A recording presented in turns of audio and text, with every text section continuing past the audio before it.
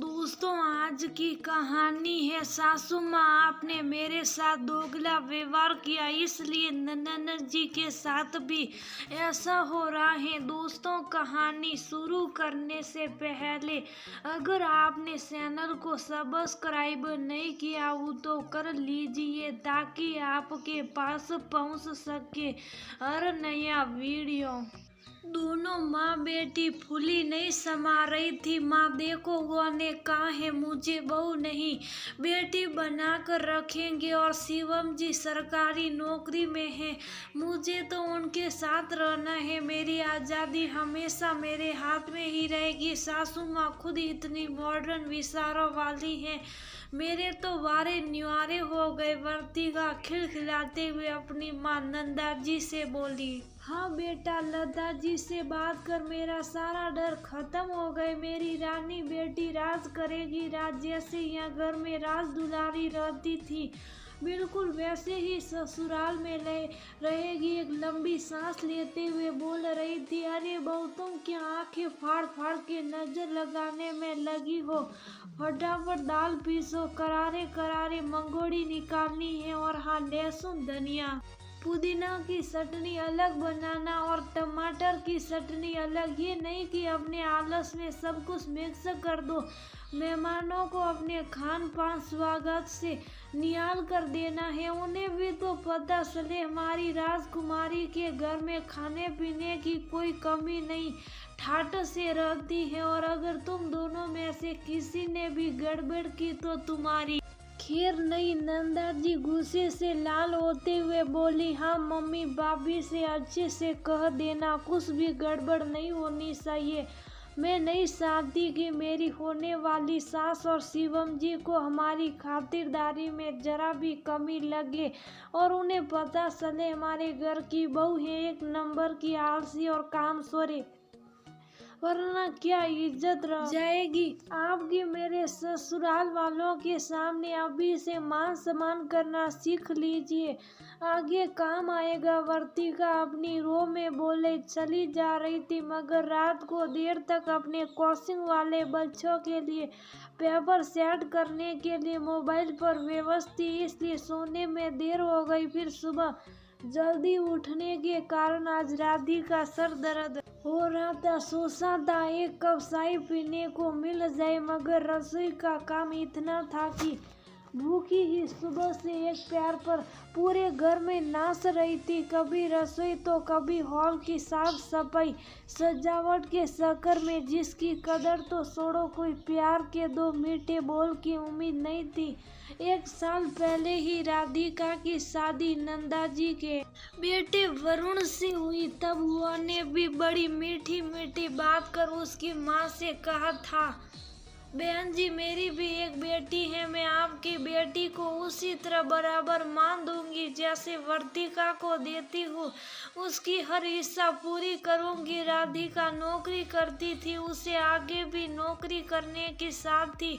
सो shares Nanda ji ने उसे नौकरी करने की इजाजत ये बोल के घर के काम तो नौकर भी कर लेते, हमारी बहू काम पर जाएगी तो हमें बड़ा गर्व होगा बोला था। मगर ससुराल में कदम रखा उसी दिन से सबके बोल पलट गए। बहू, तुम्हें सुबह सबके उठने से पहले नहा धोकर रसोई में चाय नाश्ते की तैयारी करनी है। ससुर जी के ऑफिस, ननद देवर का कॉलेज जाने का समय, टिफिन में क्या किया जाएगा अच्छे से समझा दिया। खाने में किसको क्या पसंद नापसंद है बताया। सुबह से शाम तक इन्हीं कामों में शक्कर गिनी होती। राधिका बोली, माँ जी, मैं अपना ऑफिस ज्वाइन करना चाहती हूँ, तुम्हारे सामने से क्या होता है? अगर तुम नौकरी पर चली गई तो फिर ये घर कौन चलाएगा? तुम्हें लगता है इतने साल जिम्मेदारी उठाने के बाद अब मेरे अंदर ताकत बसी है सुलह शौका करने की? एक काम काजी तो आती है, खाना बनाने वाली रख लेंगे तो घर की व्यवस्था सुचारू रूप से ही चलेगी। कैसी बात करती हो बहू, तुम्हारे होते हुए हम भाइयों के हाथ का खाना खाएंगे? बिल्कुल नहीं, हमारी परंपरा है, घर की बहू है भोजन प्रसादी। बनाती है तभी परिवारजन संतुष्ट होते। पता नहीं खाने वाली कितने घर जाती हैं, साफ सफाई का ध्यान रखती भी होगी या नहीं। नहीं नहीं, ये नौकरी वोकरी सब भूल जाओ, अब घर गृहस्थी ही तुम्हारा जीवन है। और जितना हो जल्दी हो सके हमें पोते का मुंह दिखाओ। पति शहर से बाहर रहते थे, 15 दिन घर में आते थे। यही बात वरुण से बोली तो वह बोला, अरे कुछ दिनों की बात है माँ, जैसा कहती हैं वैसा करो, फिर मैं कुछ भी करके तुम्हें अपने साथ ले जाऊंगा। फिर जो सही करना, मेरी तरफ से कोई रोक टोक नहीं है, मगर तुम्हें मेरी माँ का मान तो रखना ही होगा। आखिर उन्होंने मेरे लिए बहुत कुछ किया है। धीरे धीरे कर महीने साल में बदल गए, मगर वह वरुण अपनी माँ को नहीं मना पाया। हर बार नंदा जी ने नया बहाना बनाकर राधिका को घर में ही रोक कर रखा। इस बार तो ननद की शादी का बहाना बनाया गया, जबकि उसकी राय किसी भी बात में ली ही नहीं जाती थी। घर में उसकी जगह सिर्फ सबके इशारों पर नाचने वाली कठपुतली से ज्यादा कुछ और नहीं थी। मगर इन सब के बीच में उसने हार नहीं मानी। ऑनलाइन ट्यूशन सालों की जो उसके जख्मों पर मेहरम लगाने का काम करती। खैर बड़ी धूमधाम से शादी हुई, मगर धीरे धीरे माँ बेटी के चेहरे की हवाएं उड़ने लगी। वर्तिका मायके आना ना के बराबर होता। तकरीबन 8 महीने बाद लता जी ने अपने बेटे के प्रमोशन की खुशी में पार्टी रखी। सभी घर पहुंचे तो देखा वर्तिका पूरा समय रिश्तेदार और मेहमानों की खातिरदारी में लगी थी। 20-20 में अपनी सास की फटकार सुन उसका चेहरा पूरी तरह उतरा सूखा था, जिसे देख माँ नंदा जी बहुत उदास थी। आखिर नजो नखरों से पाली गई बेटी की ऐसी हालत देखकर किसी भी माँ का कलेजा मुंह में आ जाएगा। अब कुछ देखकर भी कुछ बोल नहीं पा रही थी। धीरे धीरे मेहमान जाने लगे। अंत में नंदा जी ने भी जाने की इजाजत मांगी तो वर्तिका बोली, माँ थोड़ी देर और रुक जाइए, आपसे तो कुछ बात हो ही नहीं पाई। इतना सुनते ही लता जी के कान खड़े हो गए। वह बोली, क्यों भाई, हमारे घर में तुम्हें कष्ट है जो अपने मायके वालों को रो रो कर बताना चाहती हो। लता जी का दोगला व्यवहार सबके सामने आ चुका था। उन्होंने इतने महीने में वर्तिका को बहुत परेशान किया, यहाँ तक कि घर के नौकरों भी नौकरी से निकाल दिया। जब उसके पति के साथ जाने की बात कही तो अनगिनत बहाना बनाकर उसे रोक लिया। कुल मिलाकर जो कुछ भी माँ बेटी ने राधिका के साथ किया था वैसा ही कुछ आज वर्तिका के साथ हो रहा था। तभी अचानक, आंटी जी ये आपने अच्छा नहीं किया, आपने तो सबके सामने कहा था कि आप अपनी बहू को बेटी बना कर रखेंगे, बराबरी का दर्जा देंगे, ऐसे ख्याल रखा है आपने दीदी का।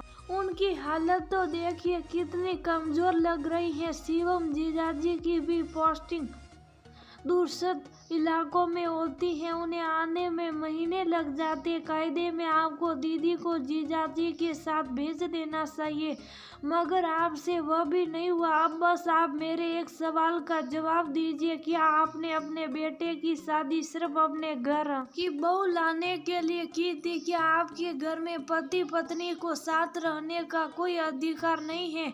अगर ऐसा है तो ये बात आपको हम पहले ही बता देना चाहिए था, ताकि हम वर्तिका दीदी की शादी कहीं और अच्छी जगह पूछ तलाश करके करते, जहाँ पति पत्नी कम से कम एक साथ तो रह सकते थे। राधिका का सवाल सुन पूरे हॉल में सन्नाटा सा गया। मगर लता जी इतनी आसानी से अपनी गलती कहाँ मानने वाली थी। सो बोली, हद करती हो राधिका बहू, आखिर तुम भी तो पढ़ी लिखी हो, मगर घर गृहस्थी में डूब गई हो। कौन सा तुम्हारी सास तुम्हें नौकरी करने दे रही है, और तो और पति के साथ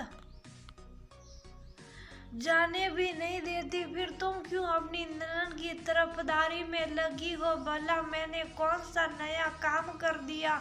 हर सास को अपनी बहू के साथ होती है, पूरी जिंदगी हमने काम करते हुए निकाल दी, अब हमें भी तो सेवा का मौका मिलना चाहिए कि नहीं? आपने बिना कुछ जाने मेरी तुलना दीदी से कैसे की? मुझे मेरे ससुराल में कोई कमी नहीं। शादी के पहले मैं नौकरी करती थी, मगर उसके बाद मैंने नौकरी से ब्रेक लिया है ताकि मैं घर में अच्छे से रस बस सकूं। उसमें भी मैं ऑनलाइन ट्यूशन पढ़ाती हूँ। मेरी सास को इस बात से कोई ऐतराज नहीं। और रही बात विपुल जी को, तो उन्होंने अपने ट्रांसफर के लिए पूरा जोर लगा रखा है। वे चाहते हैं कि इस उम्र में अपने माता पिता की देखभाल की जाए। अगर हम लोग घर से चले गए तो मम्मी पापा जी का क्या होगा? मगर आपने तो हमारी हर बात का गलत मतलब निकाल लिया। ये आपने बिल्कुल ठीक नहीं किया। राधिका की बात से पूरा मामला ही पलट गया। सबके सामने लता जी नजरें झुकाकर खड़ी थी, तो दूसरी तरफ सास नन्ना जी नननवर्ती का पति विपुल भी कुछ कम शर्मिंदा नहीं था। माना बहू ने उनकी तरफदारी की थी, मगर ईश्वर गवाह था कि उन्होंने ऐसी सोच अपनी बहू बेटा के लिए कभी रखी ही नहीं थी। मगर आज एक बहू ने पूरे समाज के सामने अपने ससुराल की इज्जत को 4 गुना बढ़ा दिया था। नंदा जी ने अगले दिन ही अपने बेटे के साथ बहू को भी उसके कार्य स्थल पर विदा कर दिया। उधर समधन को भी अपनी गलती का एहसास हुआ था। उन्होंने वर्तिका को शिवम के साथ रहने भेज दिया और नौकरी पर लगी पाबंदी को हटा दिया। राधिका को घर के फैसलों में विपुल के बराबर भागीदारी मिलने लगी। साथ में ननन भाभी के रिश्तों में काफी मधुरता आ चुकी थी। सही मायने में अब दोनों घरों में बेटा और बहू सभी को बराबरी का दर्जा मिल गया था।